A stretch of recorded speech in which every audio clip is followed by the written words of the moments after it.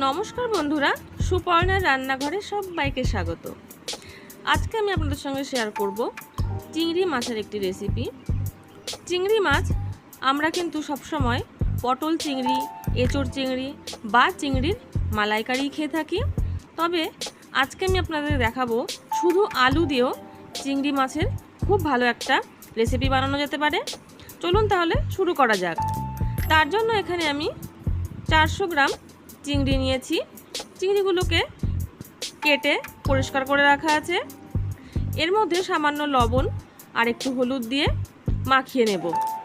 আর মশলার মধ্যে নিয়েছি 1 চামচ গোটা জিরে, 4টে কাঁচা লঙ্কা, বড় একটা টমেটোর অর্ধেকটা নিয়েছি, 2টো ছোট সাইজের পেঁয়াজ কুচিয়ে রেখেছি, 1 ইঞ্চি মতন আদা আর একটা রসুন ছাড়িয়ে রেখেছি। এই সব মশলাগুলো একসঙ্গে বেটে নেব। বাটা হয়ে গেছে। এবার গ্যাসে কড়াই বসিয়ে দিয়ে দেব তাতে সর্ষের তেল। তেলটা গরম হলে কেটে রাখা আলুগুলো দিয়ে আলুগুলো ভালো করে ভেজে নেব। আলুগুলো দেওয়া হয়ে গেছে। এবার এর মধ্যে দিয়ে দেব সামান্য একটু লবণ আর সামান্য একটু হলুদ। হলুদটা কম দিচ্ছি কারণ তেলের মধ্যে বেশি হলুদ দেওয়া হলে তেলটা কিন্তু কালো হয়ে যাবে, রান্নার রঙও কালো হয়ে যাবে। আলুটা প্রায় 3 মিনিট সময় ধরে ভালো করে ভেজে নিয়েছি। দেখুন আলুটার কিন্তু একটা সুন্দর রং চলে এসেছে। এবার আলুগুলো তুলে নিয়ে ওই তেলের মধ্যে দিয়ে দেব চিংড়ি মাছগুলো। চিংড়ি মাছগুলো খুব একটা ভাজবো না, কয়েকবার নাড়াচাড়া করে উল্টে পাল্টাই চিংড়িগুলো তুলে নেব। চিংড়ি যদি বেশি ভাজা হয় তাহলে কিন্তু চিংড়িটা রাবারের মতন হয়ে যাবে, খেতেও শক্ত লাগবে। চিংড়িগুলো হয়ে গেছে। এবার আমি চিংড়িগুলোও তুলে নেব। এবার চিংড়ি মাছ ভাজার তেলটার মধ্যেই দিয়ে দেব ফোড়ন। ফোড়নে দিচ্ছি 2টো শুকনো লঙ্কা, 2টো তেজপাতা আর একটু গোটা জিরে।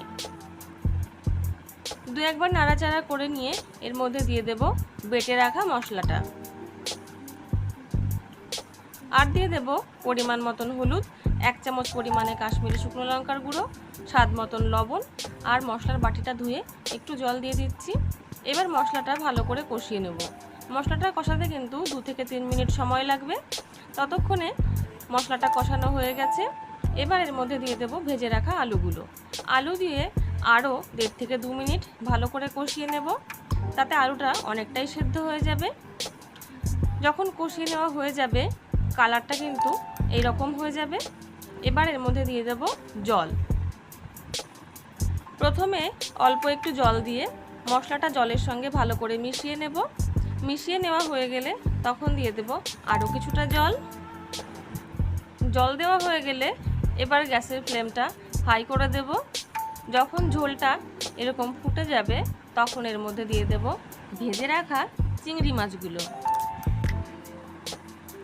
চিংড়ি মাছগুলো দিয়ে ঢাকা দিয়ে মিডিয়াম ফ্লেমে 3 থেকে 4 মিনিট ফুটিয়ে নেব। প্রায় 4 মিনিট রান্না করার পরে দেখুন গ্রেভিটা কিন্তু অনেকটাই ঘন হয়ে গেছে। এবার এর মধ্যে দিয়ে দেব 1/2 চামচ পরিমাণে গরম মশলার গুঁড়ো আর 1 চামচ ঘি।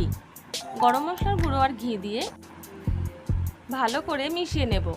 মিশিয়ে নেওয়া হয়ে গেলে গ্যাসের ফ্লেমটা অফ করে ঢাকা দিয়ে রাখবো 5 মিনিট।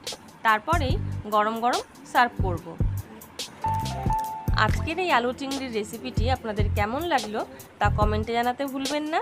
ভালো লাগলে চ্যানেলটিকে সাবস্ক্রাইব করার অনুরোধ রইল। পাশে থাকা বেল আইকনটা অবশ্যই প্রেস করে রাখবেন যাতে আমার পাঠানো ভিডিও পৌঁছে যায় সবার প্রথম আপনার কাছে। চলে আসবো অন্য কোনো নতুন রেসিপি নিয়ে আপনাদের সামনে। ততক্ষণের জন্য নমস্কার। সবাই ভালো থাকবেন, সুস্থ থাকবেন।